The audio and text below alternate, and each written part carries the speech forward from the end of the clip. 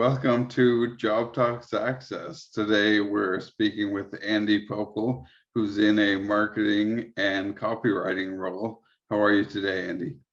I'm doing great. Thank you. Yeah, thanks for coming on and joining us. Wonder if you could start us off by just describing the role you're in and some of the things you do. Oh, for sure. So right now, as you said, I'm in a copywriting and marketing role. I work for a company that creates apps and services for Instagram and supports people with Instagram marketing. Okay. And is there part you would say you enjoy most, or what is it that you enjoy about doing that job?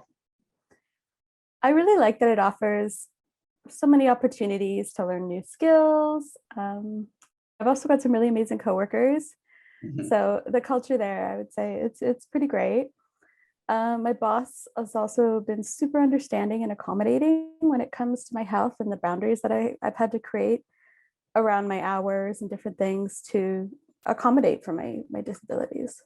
Right. Yeah. So you find the flexibility is there for you. Yeah, anytime I've ever asked him for time off for an appointment or to cut back my hours or really anything, he's been more than accommodating with that. Yeah, that's great. And could you talk a little bit about sort of the path you took to get to where you are now, how you ended up in the position you have? For sure. So I went to school for business and environmental studies. Um, and through the course of that, I have a brain tumor. And so where I started in university and where I ended up, I was a different person on the other end. I think that one of the biggest things that I took from university was writing and research.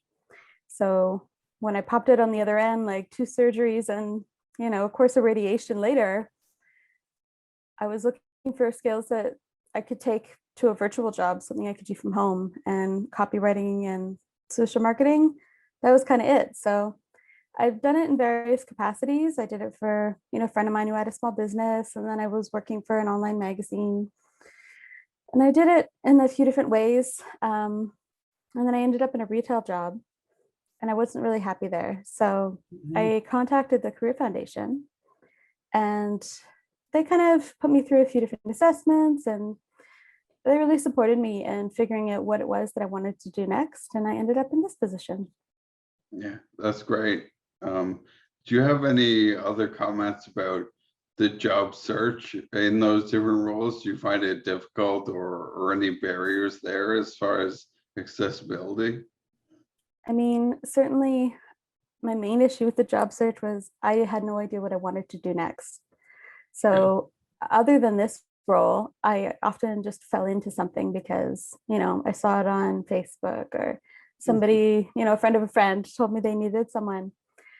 The thing with this job search is it took a long time. I would say it took the Yeah. better part of a year to figure out what I wanted to do, kind of how I wanted to work, and then find a position that fit that. So I think that the biggest issue is a lot of jobs they want, say people who can drive or show up to an office and at least occasionally. And I wasn't necessarily open to that. Mhm. I've had some difficulty getting my license for various reasons. And up until recently, I also had a lot of barriers around focus and cognitive function that have only really been addressed in like the last 6 months. So I was really struggling to feel like one, I had what people wanted, and two, like I was able to perform the job that I got, whatever that was. Mhm. And you feel like um, where you are now, you've been able to find that job satisfaction? I think to some degree. Mhm. I love a lot of parts about it. I really like I said, I love how flexible they are with me. The culture is really great. Working from home, obviously, it's my preferred way of doing things.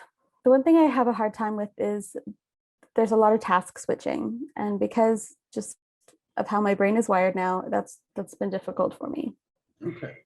I think that just about every job I've had has had some degree of task switching or, overabundance of tasks that's made it difficult for me to kind of process things and work through them in the way that I like to. Mhm. And just listening to your story, you've, done a fair bit of adapting and changing and finding what's right. So I'm just wondering if over the course of, that job search, has there been anything that really made you stuck? Like you've overcome a lot, obviously, but was there any occasion where you wanted to do something and it just you couldn't find a way around it and had to redirect? I mean, certainly, as I said, I went to school for environmental studies, and I really, in the beginning with that, I was very passionate, and I really wanted to make a difference and, create some kind of change in the world in a positive way. And I have yet to kind of find myself in a position to do that. I think just the various barriers with my health, it's made it really difficult to get there. And on a personal level, like it's been really hard for me to kind of come to terms with, the brain I had now versus the brain I had maybe 10 years ago, because I was a very functional person for a Hmm. long time. But between the surgeries and the radiation, like, it damaged some spots in my brain that are responsible for doing things that they're supposed to. Right. So it's made it hard because I feel like I should be doing better or I could be doing better, but I can't. Hmm. I Yeah, no, it think. sounds to me like you're doing great, to be honest. I'm wondering if you have noticed over, the course of your employment, any improvements as far as accessibility. You mentioned flexibility is great with your job. Have you noticed anything else that's improved as far as your ability, not your ability, but an employer's ability to accommodate you? Oh, for sure. I think the biggest change I've seen is that workplaces are really starting to acknowledge, invisible disabilities and Hmm. mental health more Right. than ever now. Like people are really making accommodations and exceptions for these types of things because before it was like, if you couldn't see it, it wasn't there. Yeah. Yeah. And People tend to not yeah, react the same to invisible disabilities for sure. yeah, and yeah. So I think that's the biggest change I've seen. And as someone with an invisible disability, like that's made the Mhm. biggest difference for me. Yeah, for sure. And in these various positions you have, do you feel like there's been opportunities for advancement or promotion within some of these roles?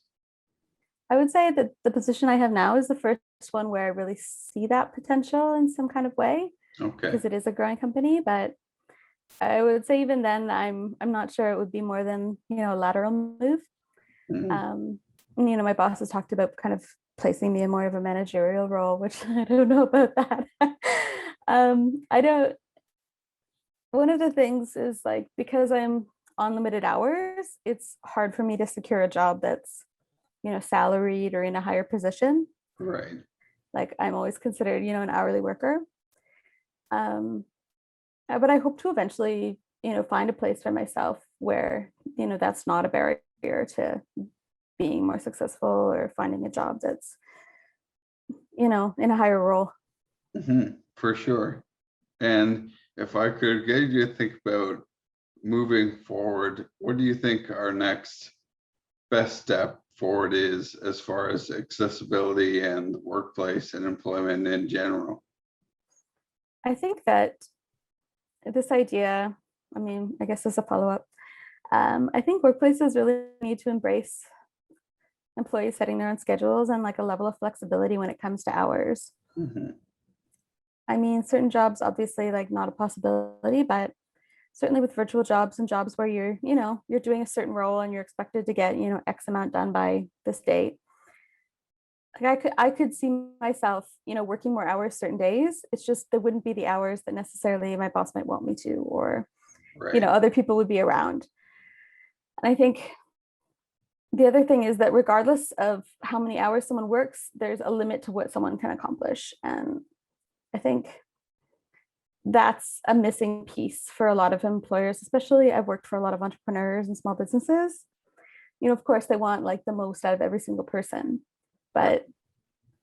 but it ends up always making me feel like I'm never doing enough. And that's like, I know myself, and that's not a feeling I can really sustain for very long before, I start feeling shitty and I need to find a new job.